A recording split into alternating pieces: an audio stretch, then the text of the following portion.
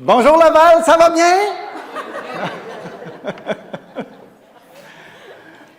Infidèle, indépendant, paresseux, chialeux, égoïste, trop gâté, élevé dans la ouate, penses-tu connaître, veux-tu t'avoir tout de suite?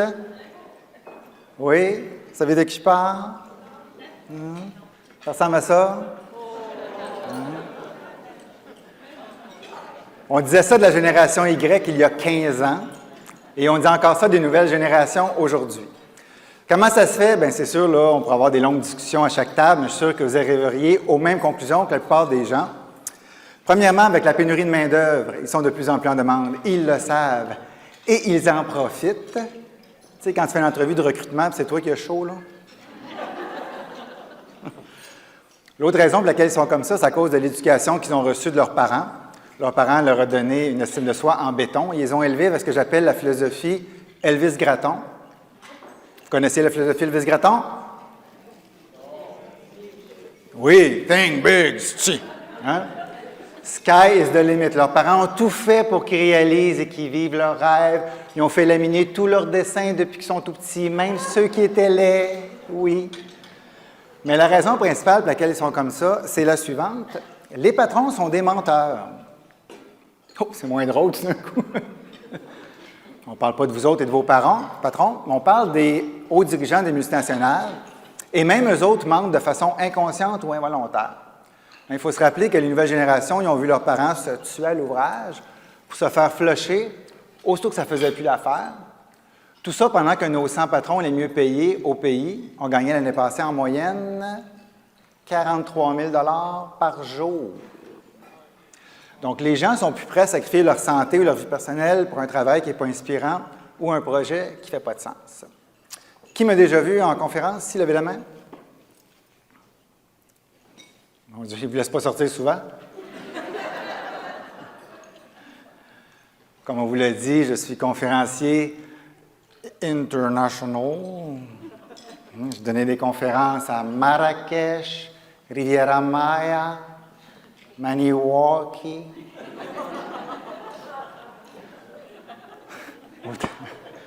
Auteur de 10 ouvrages traduits en 4 langues, c'est pas que je vais me vanter, mais à peine 1 an pour avoir eu le poste que je méritais. Directeur des opérations pour une grosse imprimerie commerciale. J'ai été couronné le king du taux de roulement. Dans un de mes départements, je passais 2/3 de mon équipe en 1 an, c'était moi le champion. Et juste comme je commençais à mettre les choses en place, mon patron a décidé de me nommer directeur de la qualité. C'est une imprimerie. On imprime en couleur. Je suis daltonien.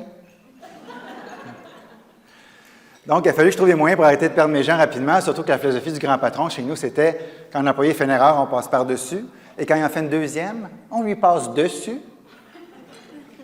Donc, c'est là que j'ai commencé à m'intéresser aux meilleures pratiques en gestion des ressources humaines. Donc, ce que je vais partager avec vous, c'est vraiment des pratiques gagnantes d'organisations qui sont en environnement intergénérationnel et aussi les moyens que j'ai utilisés pour réduire mon taux de roulement de 50 %.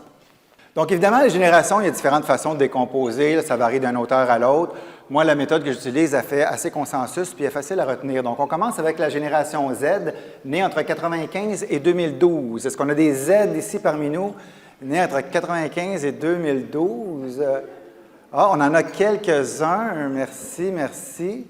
Alors, on est vraiment content que vous soyez là aujourd'hui. On sait que vous êtes très occupés, on vous apprécie. Selon Statistique Canada, depuis l'année dernière, il y a plus de Z que de X au Canada. Donc, ça s'en vient. Les Z, je vous avertis, je vais utiliser l'humour de temps en temps. Ce n'est pas de l'âgisme. Si jamais vous êtes inconfortable, vous nous le dites, on va s'adapter. C'est bon? Alors, génération Z, qu'on appelle aussi génération C pour connexion, communication, collaboration, créativité.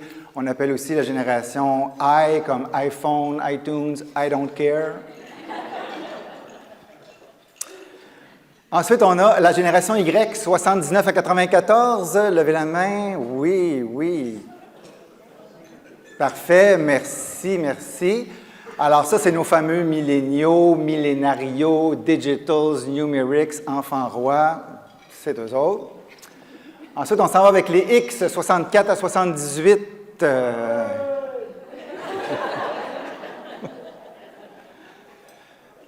Merci. Alors ça, c'est nos frustrés.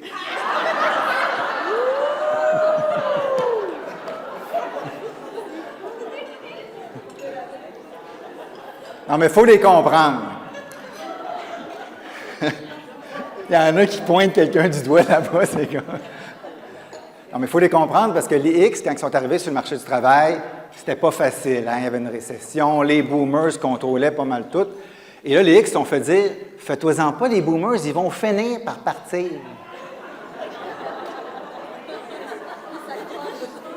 C'est long. Parmi le Fortune 100 aux États-Unis, les 100 plus grandes entreprises américaines, 61 encore aujourd'hui, sont dirigées par des baby boomers. On arrive maintenant à nos baby boomers, 46 à 63. Attention, pas vous faire mal, c'est bon, merci. Ça, c'est nos vieux. Hein? Bon.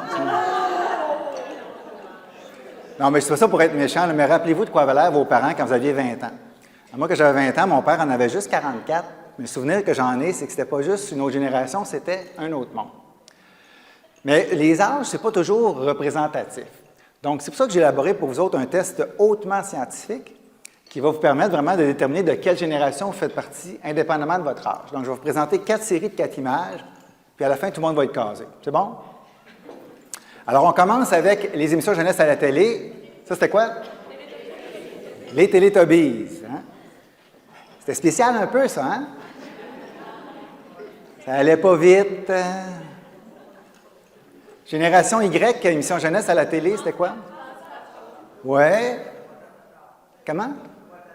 Ouattatata. Quoi d'autre? Ben oui.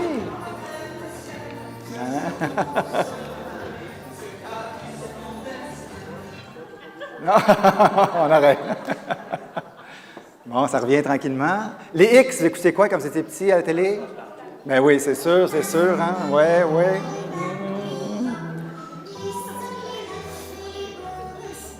Et là, ça revient à la prochaine génération de passe-partout qui va, hein? Ouais. Boomers, émission jeunesse à la télé? Bobino? La boîte à surprise? Hein? Là,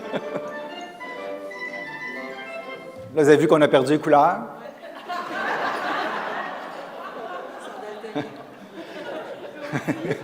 C'est pas un problème technique. Ça, c'est pour les chanceux qui avaient une TV. Donc, peut-être que c'est pas ça. Hein? Peut-être que vous dites, ben moi, il me semble que c'est un Y, c'était passe-partout. Rassurez-vous, c'est pour ça qu'il y a 4 séries de 4 images. Inquiétez-vous pas, là, vous allez être dans une génération à la fin. Donc, on continue avec les cadeaux, c'est-à-dire la musique à l'adolescence. Hein? Les Z, depuis qu'ils sont tout petits, écoutent leur musique sur leur iPhone, sur leur téléphone, tout ça. Les Y, quand ils étaient jeunes, ils écoutaient leur musique sur un super Discman. Écoute, 12 tonnes là-dessus, hein? Ouh! Les X écoutaient leur musique quand ils étaient jeunes sur le Walkman jaune. Le Walkman Sports Auto Reverse. Et les baby boomers écoutaient leur musique à l'adolescence sur les raccords. Les 8 tracks, ouais, cassette 8 pistes.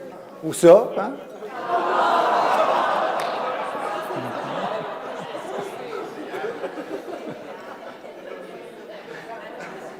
Imagine aller faire ton jogging avec ça. Cadeau Noël, génération Z, les jeux vidéo, Super Mario et compagnie. Les Y, vous avez eu quoi Noël, les Y? Vous en avez tellement eu, vous n'en rappelez plus. Ça va être long, Stéphane. Hein? Non? Oui.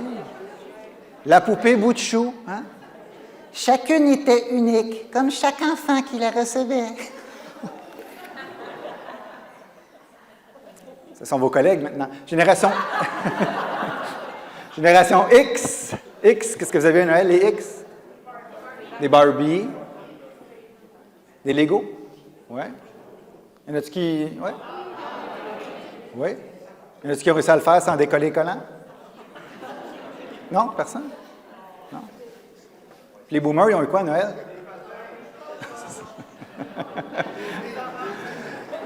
Vous n'êtes pas gênés. Des oranges. C'est ça, hein?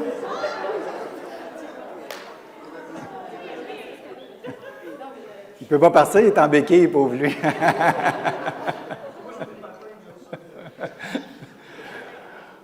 On continue. Idole de jeunesse à l'adolescence. Génération Z, le beau Justin et son six-pack.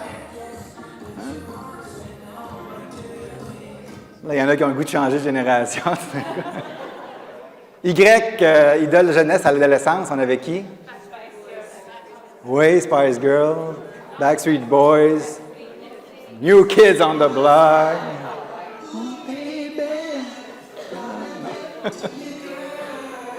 Les X. Oui, Madonna.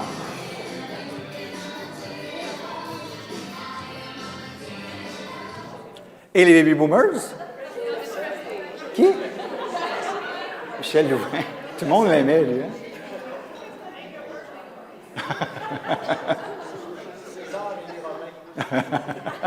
César et les Romains.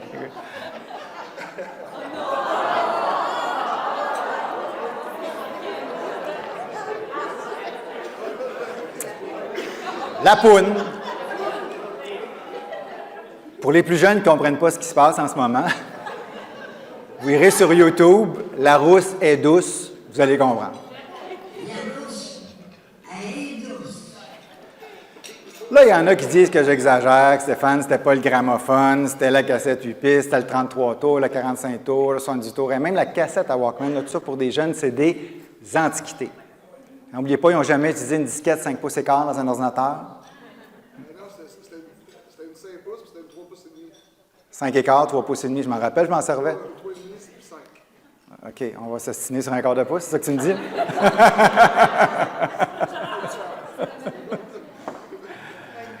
Deux phrases que les Z n'ont jamais entendues. Oublie pas de reculer la cassette avant de la ramener au club vidéo. Une pièce. Une pièce, on est d'accord ou non? Faut là-dessus. OK. Ça Une pièce et quart. Une autre phrase qu'ils n'ont jamais entendue aussi. Raccroche, j'ai besoin de l'Internet. C'est sûr que, tu sais, dans un monde idéal, on voudrait que chaque gestionnaire connaisse les attentes individuelles de chacun de ses employés, mais on n'est pas toujours dans un monde idéal. Donc, on peut s'inspirer quand même de certaines tendances, sans évidemment mettre tout le monde dans le même panier, parce que les différences sont plus individuelles que générationnelles, et que si on se limite à des généralités générationnelles, bien, on risque de passer à côté de choses qui sont beaucoup plus importantes aux yeux des gens. Merci Laval, bonne journée!